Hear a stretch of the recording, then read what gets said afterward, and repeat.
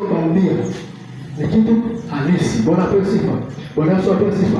Nisema uhalisia wa jambo vile ulivyo au vile ambavyo ulivyo, huu ni uhalisia wako. Mimi ni wa kiume, ni uhalisia wangu, sio wa bandia. Bwana Yesu apewe sifa. Bwana Yesu asifiwe. Pia tunasema kwamba asili haichaguliwi. Asili huwezi chagua asili. Ulizaliwa hivyo ulivyo kwa sababu ndio asili yako. Wala kuchagua kuzaliwa hivyo. Kuna mtu yote alisema alimwambia mama yake nizaa wa kiume au nizaa wa kike? Hapana. Ulijikuta tu umezaliwa wa kike. Ulijikuta tu umezaliwa wa kiume. Kwa nini? Ni kwa sababu asili haifanyaje? Haichaguliwi. Asili ni kitu ambacho ni uhalisia wa jambo. Bwana Yesu apewe sifa. Bwana Yesu Kristo asifiwe. Tunasema Mungu ana asili yake na yeye hakuchagua kuwa hivyo. Hakuchagua kuwa hivyo, bali ilikuwa kwa sababu ndio asili yake, na asili yake mwanadamu hawezi kuwa. Asili ya Mungu ni ya kwake mwenyewe, mwanadamu hawezi kuwa kama Mungu alivyo.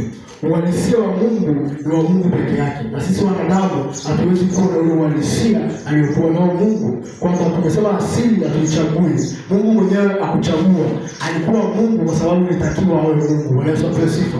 Kwa hiyo tunasema asili ya Mungu ni ya kwake mwenyewe. Sisi wanadamu hatuwezi kufanyaje kuwa na asili aliyonayo Mungu. Bwana Yesu apewe sifa. Asili ya Mungu ni vile Mungu alivyo, na hakuna mwanadamu anayeweza kuwa hivyo kama yeye. Yaani alivyo Mungu, sisi hatuwezi kuwa kama Mungu. Bwana Yesu asifiwe.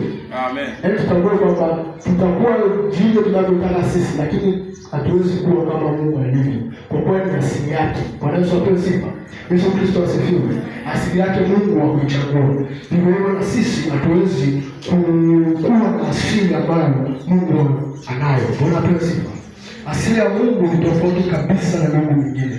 Mungu ambaye tunamwabudu sisi, Mungu wa kweli, ni tofauti kabisa na ile Mungu anayoabudu watu wengine. Bwana Yesu apewe sifa. Ukienda kwa Wachaga utakuta mwabudu Mungu yao.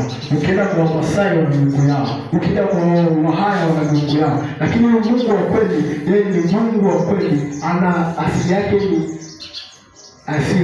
ni ya pekee, haifanani na miungu mingine. Bwana Yesu asifiwe. Ndio maana ukienda kwa Wachaga leo utakuta jiwe alikuwa analiabudu liko pale lilipo, hawalisogezi, wakiamini yule ni Mungu. Lakini Mungu wetu asili yake ni Mungu ambaye anajua kwamba atakuwa kufanya nini. Bwana Yesu apewe sifa.